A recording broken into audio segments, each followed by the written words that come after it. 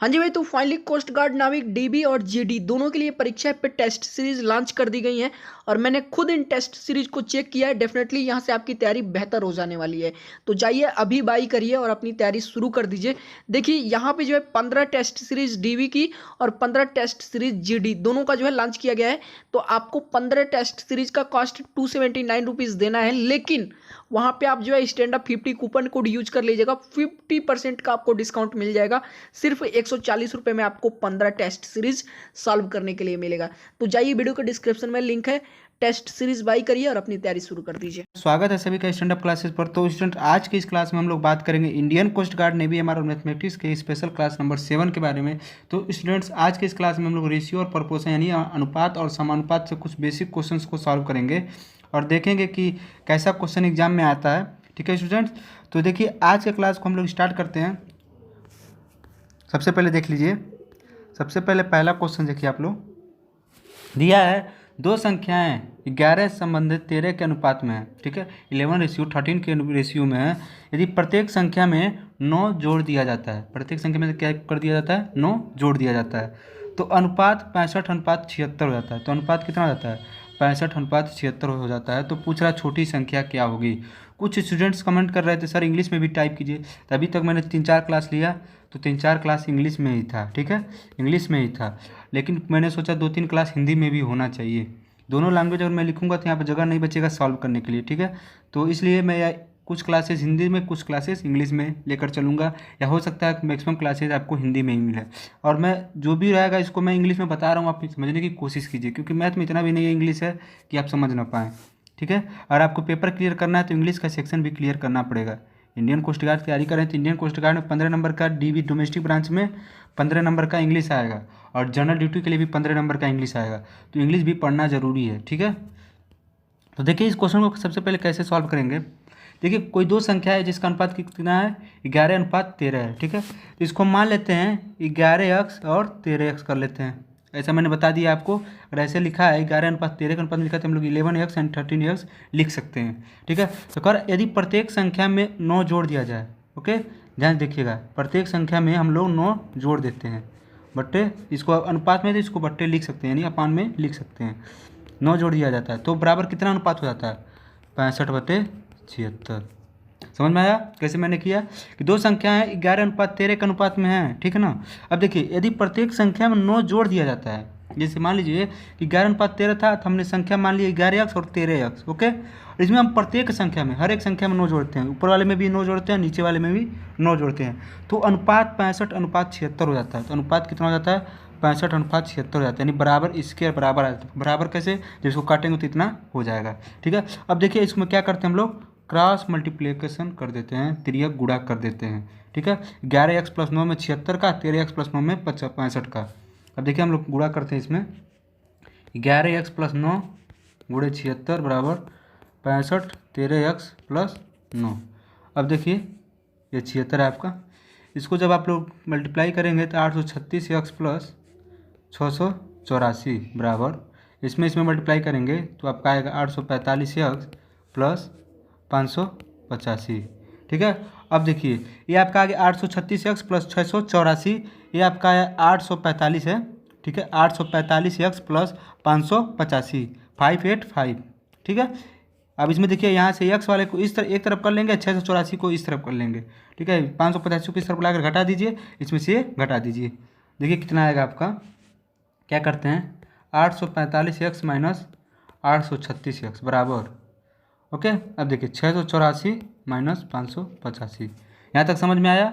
यहाँ से जब आप लोग सिद्धि करेंगे तो इसमें 9x, यहाँ बचेगा आपका 99, यानी x बराबर कितना हो जाएगा, 99/9 बराबर 11। 99/9, ये 9 को इस तरफ ट्रांसफर कर देंगे तो 99/9 हो जाएगा, यानी x बराबर कितना आ गया आपका, x बराबर आपका आ गया 11 आ गया। x बराबर कितना आ गया आपका, 11 आ गया। अब पूछा सबसे छोटी संख्या क्या है, तो देखिए सबसे छोटी संख्या लिए क्या करेंगे, देखिए 11 इसमें 13 और 11 में कौन छोटा है, 11 छोटा है। तो 11x माने थे, संख्या माने थे कि नहीं माने थे, माने थे ना। तो x का मान कितना है, 11 है, तो 11 × 11 कर देंगे तो कितना हो जाएगा, 121। 121 आपका क्या हो जाएगा, फाइनल आंसर हो जाएगा, जो कि ऑप्शन नंबर कौन सा है आपका, ए है। ए आपका क्या हो जाएगा, राइट आंसर हो जाएगा। उम्मीद करता हूँ ये क्वेश्चन आपको समझ में आया होगा। और फिर भी जब आपको समझ में नहीं आता है तो आप लोग ज़रूर कमेंट कर सकते हैं, सर मुझे समझ में ये क्वेश्चन नहीं आया, तो मैं उसे फिर से समझाने की कोशिश करूँगा। ठीक है स्टूडेंट्स, अब बढ़ते हैं अगले क्वेश्चन पे। अगला क्वेश्चन देखिएगा, देखिए दिया है दो संख्याओं के बीच का अनुपात, दो संख्याएं हैं उनके बीच का अनुपात 3:7 है। ठीक है, यदि दोनों संख्याओं के बीच का अंतर 40 हो और दोनों संख्याओं के बीच का अंतर 40 हो तो दोनों संख्याओं का योग है। ठीक है, इसमें ये यही पूछा है कि दो, जैसे मान लीजिए कोई दो संख्या है, ठीक है, समझने की कोशिश कीजिए क्वेश्चन को। कोई दो संख्या है उनके बीच का अनुपात कितना है, 3:7। यदि दोनों संख्याओं का अंतर यानी जो सब्ट्रैक्शन है वो आपका दिया है 40 यानी 40 दिया है, तो दोनों संख्याओं का सम पूछ रहा है यानी योग पूछ रहा है, योग कितना होगा। और शॉर्ट ट्रिक से बात करें तो आप डायरेक्ट सॉल्व कर सकते हैं, 40 बट्टे इसको इसमें से घटा दीजिए और इसको फिर इसमें से छोड़ दीजिए, जितना आएगा वही आपका क्या हो जाएगा, आंसर हो जाएगा। यहाँ चार बचेगा तो 4 दाम 40 हो जाएगा, 7 3 10 10 दाम 100 आपका क्या हो जाएगा, राइट आंसर हो जाएगा, जो कि ऑप्शन नंबर कौन सा है, बी है। लेकिन आपको इसमें समझ में नहीं आएगा कैसे किया गया है। एक बार जो अंतर दिया उसको ऊपर लिख लीजिए, फिर इसको सब्ट्रैक्ट कीजिए, फिर आप जोड़ लीजिए। इससे अच्छा है इसको हम मेथड से करते हैं, कॉन्सेप्ट से करते हैं, जिससे आपको हमेशा क्लियर रहेगा, हर एक क्वेश्चन में आपको यूज रहेगा। ठीक है, इसको 3 है ये 7, इसको क्या लिख सकते हैं आप लोग, 3x एंड 7x लिख सकते हैं, लिख सकते हैं कि नहीं लिख सकते हैं, लिख सकते हैं। पूछ रहा कह रहा दोनों संख्याओं का अंतर है, इसका और इसका अंतर यानी सब्ट्रैक्शन कितना दिया है, 40 दिया है, हो गया। इसमें से इसमें घटाएं कितना है, 4x बराबर कितना हो गया, 14, यानी x बराबर कितना हो गया आपका 10। यहाँ तक समझ में आया आपको, आया ना, x बराबर 10 आ गया। अब देखिए संख्या, अब हम संख्या नया संख्या निकालेंगे, संख्या क्या थी, तो यहाँ 3x है, यहाँ 7x है, इसमें x की जगह 10 रखिए, यहाँ पे भी x की जगह 10 रखिए, तो 10 थी 30 और 7 दाम है 70, यानी संख्या क्या थी 30 और 70। अब दोनों संख्याओं का योग पूछ रहा है, तो 30 प्लस 70 कर देंगे कितना आ जाएगा, 100 आपका क्या हो जाएगा, राइट आंसर हो जाएगा, जो कि ऑप्शन नंबर कौन सा है आपका, बी है। बी आपका क्या हो जाएगा, राइट आंसर हो जाएगा। एक बार मैं इसको और एक इसका जो शॉर्ट ट्रिक इसको बता देता हूँ, आप लोग देख लीजिएगा, आपको जिससे मन करे उससे आप क्वेश्चन कीजिए, लेकिन मुझे तो कॉन्सेप्ट वाला ज़्यादा बेटर लगता है, कि कॉन्सेप्ट ये रहता है आप कभी भूलेंगे नहीं, लेकिन ये शॉर्ट ट्रिक वाला भूल सकते हैं, लेकिन कॉन्सेप्ट वाला कभी नहीं भूल सकते हैं। बस इसमें क्या करना था, 40 को ऊपर लिख लीजिए जो अंतर था, इसमें से 7 - 3 कर दीजिए गुणे, फिर 7 + 3 कर दीजिए, आप संख्याओं का योग निकाल लीजिएगा। ठीक है स्टूडेंट, तो यहाँ पर जब इसको सॉल्व करेंगे तो 100 आपका क्या हो जाएगा, राइट आंसर हो जाएगा, जो कि ऑप्शन नंबर बी है। ठीक है, अब बढ़ते हैं अगले क्वेश्चन की तरफ। अगला क्वेश्चन देखिएगा, दिया है यदि 8x + 3y / 4x + 5y = 25/23, then what is the ratio of x ratio y? Okay, if 8x + 3y upon 4x + 5y = 25/23, then what is the ratio of x ratio y, या find the value of x ratio y। पूछ रहा है x अनुपात y का मान बताना आपको, यदि इतना बराबर इतना दिया हो। क्वेश्चन आप लोग देख लीजिए, ये क्वेश्चन है, इजी सा क्वेश्चन है, आप लोग इसको सॉल्व करने की कोशिश कीजिएगा। ऑप्शन मैं बता देता हूँ, A 1:5, B 3:5 and C 2:5 and D 2:3। ये आपका 4 ऑप्शन रहा, आप लोग इसको सॉल्व कीजिए। सिंपल सा कुछ नहीं करना है इस क्वेश्चन में, बस आप क्या कर देंगे, क्रॉस मल्टीप्लिकेशन कर देंगे, यानी तिर्यक गुणा कर देंगे। ठीक है, तो आपको बस क्या करना था, आपको बस तिर्यक गुणा यानी क्रॉस मल्टीप्लिकेशन करना था। ठीक है स्टूडेंट्स, तो देखिए हम लोग क्रॉस मल्टीप्लिकेशन करते हैं, 23 का 8x + 3y में कर देते हैं, और 25 का 4x + 5y में कर देते हैं। ठीक है, अब इसको देखिए सॉल्व करते हैं, तो ये हो जाएगा 184x + 23×69y बराबर 25 को 100x + 25 5 से 125y, ये इतना हुआ। अब देखिए x वाले को एक तरफ और y वाले को एक तरफ कर देते हैं, यानी 184x - 100x और 125y - 69y। देखिए लिखते हैं हम लोग, 184x - 100x बराबर 125y - 69y, अब सब्ट्रैक्ट करेंगे, देखिए कितना आएगा आपका, ये आपका आएगा 84x, ये आपका आएगा 56y, यानी x बट्टे y बराबर कितना आ जाएगा, 56/84। समझ में आया, 56/84 आया। अब देखिए इसमें क्या करते हैं हम लोग, अब 28 दूना 56, ठीक है, 28 यहाँ 3 8 24 3 6 2 8 यानी 84, यानी कितना हो जाएगा आपका 2 संबंधे 3, आपका क्या हो जाएगा, यह x रेशियो, यही नहीं निकालना था आपको, x अनुपात y निकालना था, तो x अनुपात y आपका कितना आ गया, 2:3 आ गया। ठीक है, तो x रेशियो y = कितना है, 2:3 आपका क्या हो जाएगा, फाइनल आंसर हो जाएगा, जो कि ऑप्शन नंबर कौन सा है आपका, डी है। डी आपका क्या हो जाएगा, राइट आंसर हो जाएगा। ओके, अब बढ़ते हैं नेक्स्ट क्वेश्चन पे। इस देखिए क्वेश्चन आपको समझ में आया होगा, उम्मीद करता हूँ।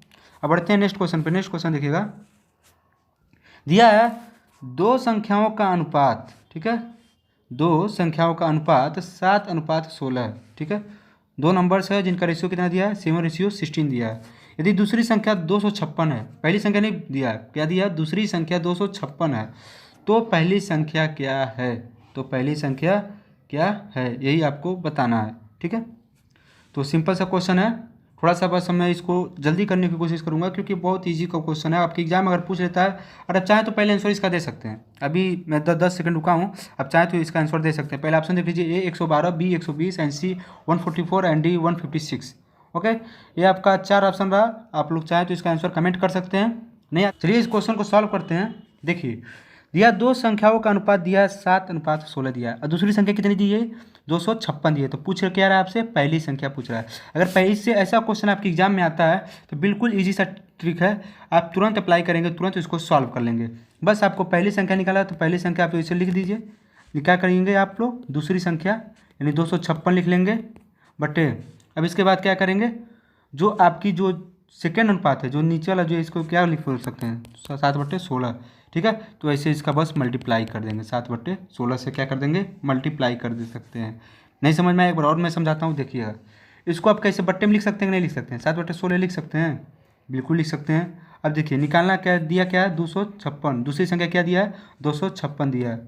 256 से मल्टीप्लाई कर दो, बराबर पहली संख्या निकल गई, यानी पहली संख्या बराबर आप क्या लिख सकते हैं, 256 गुणे 7/16, यानी 16 से 16 कट जाएगा, ये 16 256 होता है। आप 16 7 क्या होता है आपका 112, आपका क्या हो जाएगा, पहली संख्या हो जाएगी, यानी राइट आंसर कितना हो जाएगा, 112 हो जाएगा, ठीक है। और मान लीजिए इसी क्वेश्चन में दिया हो कि दूसरी संख्या निकालिए। अगर दो संख्याओं का अनुपात 7:16 दिया है, अब पूछ लिया कि दूसरी संख्या निकालिए, पहली संख्या 112 हो, तो आपको क्या करना होगा, आपको कुछ नहीं करना होगा। 112 है, ये जो 7/16 है, इसको क्या कर देंगे आप लोग, गुणे 16/7 कर देंगे, ठीक है। यानी जो पहली संख्या निकालना होगा तो इसको ठीक उल्टा कर देंगे, और दूसरी संख्या निकालना होगा तो ठीक जिस तरह रहेगा उसी तरह कर देंगे। एक बार मैं और इसको समझाता हूँ क्योंकि बहुत काम की चीज़ है, आपके एग्जाम में आ सकता है, तो आप तुरंत टाइम बचाने के लिए जल्दी से इसको सॉल्व कर लेंगे। ध्यान से सुनिएगा, अगर मान लीजिए पहली संख्या निकालना हो, ठीक है, इस क्वेश्चन में जैसे पहली संख्या निकालना है, तो दूसरी संख्या कितना दिया है, 256 दिया है। समझ में आया, बिल्कुल समझ में आया होगा। ये 7 संबंधित 16 है, तो इसको जस्ट 7/16 लिख देंगे और इसको सॉल्व कर देंगे, तब आपका क्या निकलेगा, पहली संख्या निकलेगी। क्या निकलेगी, पहली संख्या निकलेगी।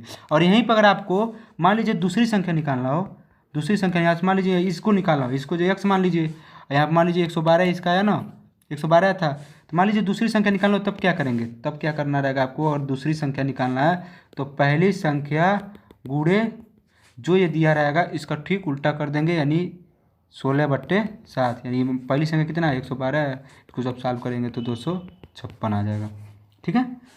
तो सिंपल सा बस आपका ये ट्रिक है। अगर आपको फिर भी नहीं याद हो रहा तो मैं एक और ट्रिक बना देता हूँ इसका, कि अगर पहली संख्या निकालना हो बराबर दूसरी संख्या गुणे अनुपात, जो अनुपात दिया है, जैसे मान लीजिए इसको x अनुपात वाई मान लेते हैं, तो x/y, बस इसी फार्मूले को आप अपने कॉपी में नोट कर लीजिए कि x/y जो अनुपात दिया रहेगा उसी को ज्यों का त्यों लिख देंगे। अगर आपको मान लीजिए यहाँ से पहली संख्या निकालने पूछ लिया तो दूसरी संख्या छोड़ के इसको इस तरफ मल्टीप्लाई कर दीजिए, तो इतना तो आपको आता ही है। तो ये वाला आप जरूर अपने कॉपी में नोट कर लीजिएगा, ठीक है। अब बढ़ते हैं अगले क्वेश्चन पे। अगला क्वेश्चन देखिएगा, दिया है a बराबर 5/4b एंड b बराबर 2/10c। ओके, तो क्या ए बी ए रेशियो, तो पूछा क्या है आपसे, A ratio B ratio C क्या है। ध्यान से क्वेश्चन को देखिएगा, दिया ए बराबर 5/4b एंड बी बराबर 2/10c। समझ में आया, कहाँ क्या कहना चाह रहा है, ए बराबर इतना दे दिया, बी बराबर इतना दे दिया, तो क्या कर सकते हैं यहाँ से, a/b बराबर क्या लिख सकते हैं, 5/4 एंड b/c लिख सकते हैं आप 2/10, यानी इसको लिख सकते हैं आप 2 कम 2 2 5 10, यानी 1/5।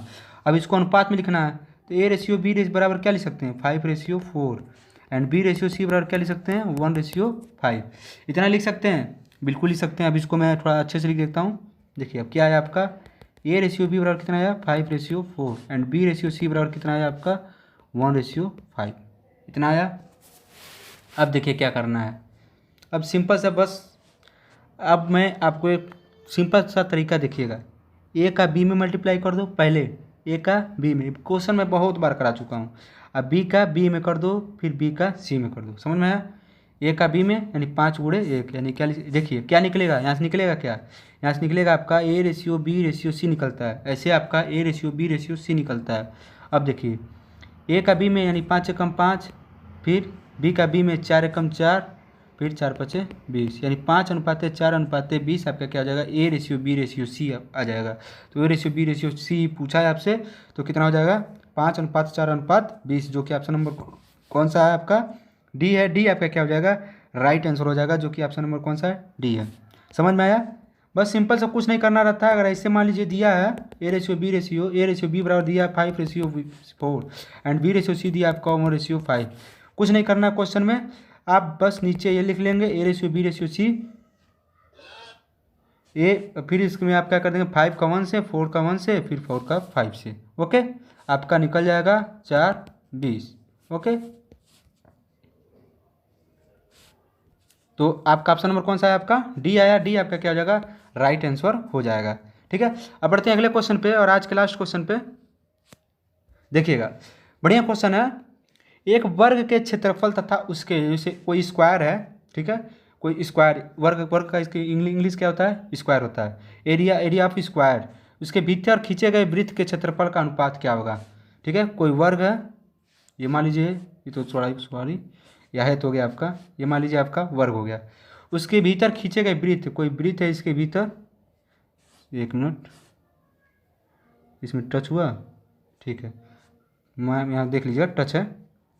वृत्त के क्षेत्रफल का अनुपात क्या होगा, इसका एरिया यानी जो स्क्वायर है उसका एरिया, और जो इसके अंदर जो सर्किल है उसका एरिया, दोनों का क्या पूछ रहा है, रेशियो पूछ रहा है, रेशियो क्या होगा। ठीक है, एक बार मैं और फिगर बना देता हूँ आपका, इसको अच्छे से ऐसे लिख लीजिए। ठीक है, अब देखिए मान लेते हैं इस क्वेश्चन को, देखिए सॉल्व कैसे करेंगे। वर्ग का क्षेत्रफल और वृत्त का क्षेत्रफल का अनुपात पूछा है, यानी area of square and area of circle, यही पूछा है। तो मान लेते हैं वर्ग की भुजा मान लेते हैं यक्स है। ठीक है, यक्स मान लेते हैं, तो यक्स जब है तो इसका चारों यक्स ही होता है, वर्ग का चारों साइड क्या होता है, इक्वल होता है। ठीक है, अब मान लेते हैं आपका सर्किल का सेंटर है यानी केंद्र है। अब जो इसका रेडियस होगा, अगर मान लीजिए जो डायमीटर होता है, व्यास होता है, इसका दोगुना होता है, डायमीटर इसके सेंटर से होकर जाता है, तो यक्स इसका भी होगा। डायमीटर कितना हो गया इसका सर्किल का, ध्यान से समझने की कोशिश कीजिएगा। एक मिनट में देखिए मैं क्या करना चाहता हूँ आपसे, जैसे मैं और बड़ा फिगर बनाता हूँ, देख लीजिए। एक मान लीजिएगा सर्किल ही है, सॉरी स्क्वायर ही है, और इसको ऐसे मैंने कर दिया। ठीक है, अब देखिए कलर चेंज करता हूँ मैं, इसका मान लीजिए यक्स इसका साइड हो गया, सर्किल स्क्वायर का साइड कितना हो गया आपका, यक्स हो गया। समझ में आया? यहाँ तक समझ में आया कि नहीं समझ में आया? और सर्किल का ये मान लीजिए आपका सेंटर हो गया, सेंटर क्या हो गया, ये हो गया। अब बताइए डायमीटर क्या होगा। तो मान लीजिए जब डायमीटर क्या होता है, डायमीटर जो सेंटर से होकर जाता है, तो यहाँ तक आया, तो ये लाइन और ये लाइन क्या होगा, इक्वल है कि नहीं है, ये लाइन इक्वल है कि नहीं है, इक्वल है ना, तो इसकी लेंथ कितनी हो जाएगी, यक्स हो जाएगी। अब बताइए सर्किल का रेडियस तब कितना हो जाएगा, जब डायमीटर यक्स हो गया तो सर्किल का रेडियस कितना हो जाएगा, x/2 हो जाएगा। कितना हो जाएगा, x/2 हो जाएगा। समझ में आया? अब बताइए इसका रेडियस आ गया, इसका साइड आ गया। अब आपको अगर सिंपल से बताया जाए तो वर्ग का क्षेत्रफल का फॉर्मूला क्या होता है, एरिया का स्क्वायर, साइड का स्क्वायर, और वृत्त का क्षेत्रफल क्या होता है, वृत्त का एरिया क्या होता है आपका, अनुपाते πr²।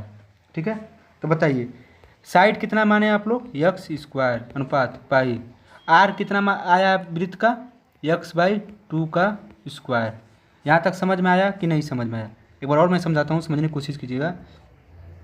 एरिया ऑफ स्क्वायर यानी वर्ग का क्षेत्रफल कितना होता है, भुजा का स्क्वायर, हिंदी में भुजा का स्क्वायर और इंग्लिश में साइड का स्क्वायर। तो भुजा कितना माने आप लोग, x माने, तो x का स्क्वायर कर दिए। अनुपात निकालना है तो अनुपात इसे चिन्ह लगा दीजिए। अब क्या, वृत्त का क्षेत्रफल, ठीक है, यानी एरिया ऑफ सर्किल क्या होता है, फार्मूला πr²। पाई आर क्या है आपका, रेडियस कितना है आपका, x/2 का स्क्वायर, यानी x² अनुपात पाई x²/4। यह हुआ। अब देखिए क्या करेंगे, x² पाई x²/4, x² कैंसिल हो जाएगा, यानी 4π हो जाएगा। अब देखिए क्या करेंगे, पाई की जगह क्या लिखेंगे, 22/7, यानी 7 ऊपर चला जाएगा, 14, 4 × 7/22, यह हो जाएगा 7 × 28/22। 22, 28 बटे क्या हो गया आपका 22 हो गया। इसको काट दीजिए 2 से, ये आपका हो जाएगा 14, ये हो जाएगा 11, यानी 14:11 आपका क्या हो जाएगा राइट आंसर हो जाएगा, जो कि ऑप्शन नंबर कौन सा है आपका बी है। बी आपका क्या हो जाएगा करेक्ट आंसर हो जाएगा। ठीक है स्टूडेंट, उम्मीद करता हूँ ये क्वेश्चन समझ में आएगा। अगर फिर भी नहीं समझ में आता तो आप लोग जरूर कमेंट कीजिएगा। मैंने अच्छे से समझाने की कोशिश किया, फिर भी नहीं समझ में आ रहा है तो आप जरूर कमेंट कीजिएगा सर ये क्वेश्चन समझ में नहीं आया, क्योंकि थोड़ा बढ़िया क्वेश्चन था। ऐसा क्वेश्चन आपके एग्जाम में पूछ सकता है, थोड़ा घुमाने के लिए। क्वेश्चन कुछ खास दम नहीं था, बस आपको घुमाया गया था कि कैसे करना है ऐसे क्वेश्चन को। तो ऐसे और क्वेश्चन मैं लेकर आऊँगा कल। आज की क्लास में बस इतना ही, तब तक के लिए जय हिंद जय भारत। वीडियो को लाइक कर दीजिएगा, चैनल को सब्सक्राइब कर दीजिएगा। धन्यवाद।